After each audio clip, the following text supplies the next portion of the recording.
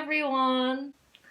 So I got a request in my comment section that this subscriber wanted to see what I do day to day in life as a business services and tax accountant. So I was thinking maybe I can show you guys what I do at work. So he wanted some kind of simulation video, so I was thinking maybe I can make a video CV. I actually made a video CV when I was in my uni, and that's how I got my first job, so I thought maybe I can do that again. Yeah, so let's just get into it. Okay, so firstly, I will look at XERO. The reason why I didn't want to show all the details of what I do at work was because of confidential issues. You know, you don't want to show all the client information and everything like that. That's why I'm just gonna use the dummy account to show you guys what I do.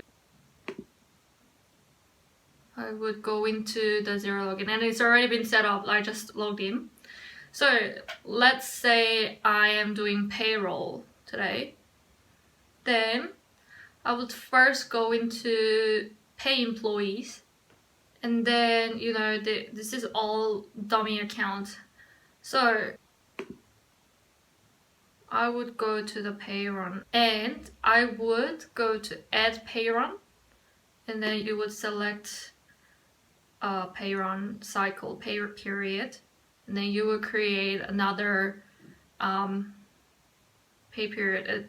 This is where you would check how much you're giving the employees. So you would go here and then match it against the timesheet and leave. So if you go to the leave tab, then this would have, you know, all the leave that the employees applied for that you need to approve, and you just need to check against, and also the timesheet. So this is where all the timesheet is. So you would check against all these employees' hours worked. So that's how you usually do payroll on XERO.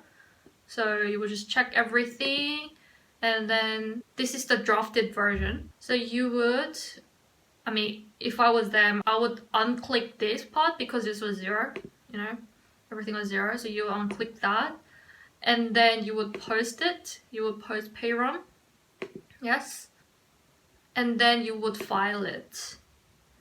But yeah, I wouldn't have that because I need to verify the account. But filing, this would send an STP filing notification to the ATO, and then that means their pay run is actually done, officially done.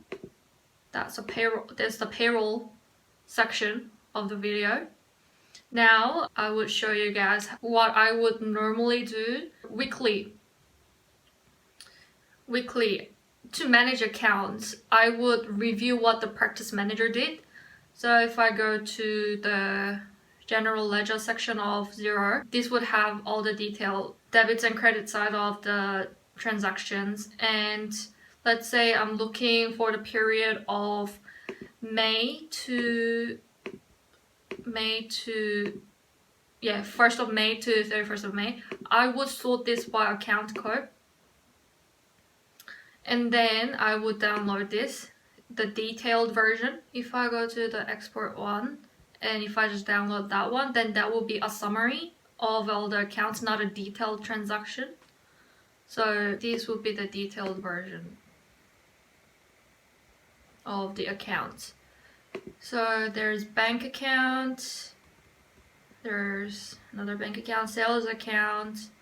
So I would normally check if they are coded to the right account, and also if the GST has been put in correctly.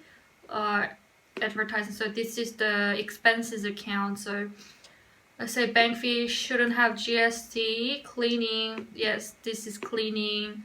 Accounting, XERO, yes, it's under the right account.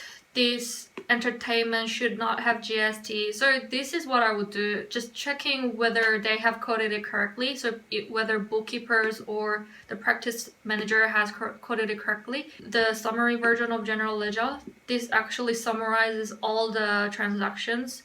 So it shows you the net movement. This would be useful when you have to map the account. So mapping as in when you're importing Xero transactions to your software, so in my case it will be APS, which I'll show you later. When you're importing that account, your chart of account in your software might be different from Xero. So maybe in your well, we use APS, so in our APS, maybe the chart of account for bank account is set up as 680, whereas in here the account is 090. So you have to match the chart of accounts. You have to reconcile that first so that the importing, so the transferring of the accounts in Xero to APS is transferred correctly, that there's no mismatch on the accounts, and if there is, then the accounts will be very messy and you have to individually change the coding, change the account number. Maybe you have to journalize everything. So the main important thing is checking whether the chart of accounts are correct and GST accounts correct. For clients who use Xero, you might use their activity statement tab. I'm just gonna use what they have set up already. Maybe if I go to May 2021.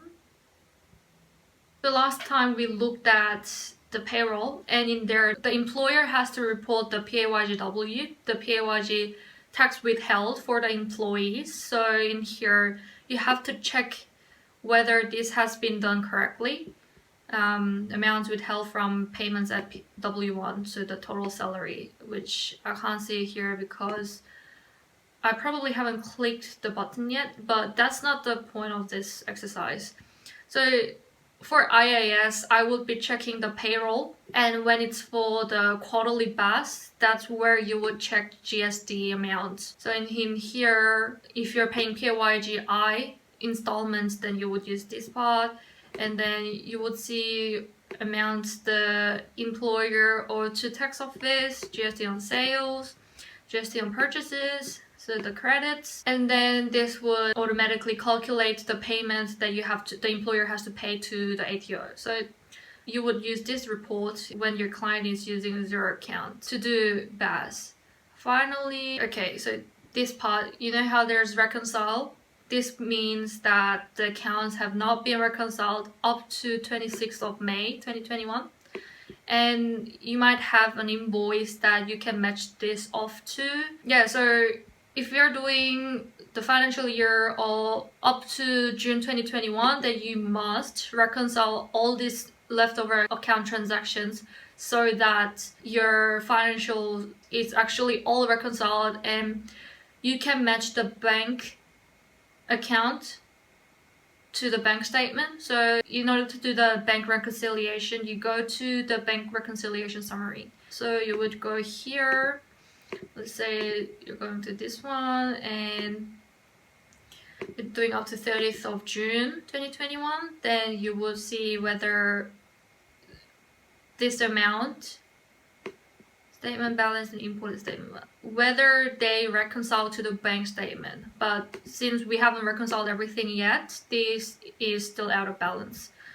But that's not the point of the exercise. I'm just telling you what we do. So once you reconcile everything, then you would import this. So in order to import this into your system, you would go to Advanced, Export Accounting Data, and then you would, like for us, we'll be using XPA, so you would do this. And then if you're doing, I'm just gonna try, if you're doing 2021 financial year, then you would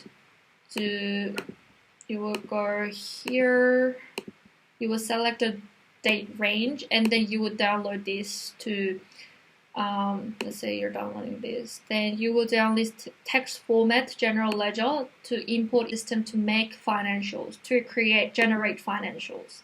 That's like the brief overview of what I would do on Xero. I mean, we can use MOB Essentials, any other software, but mainly people are going for Xero these days, so that's why I was showing you Xero.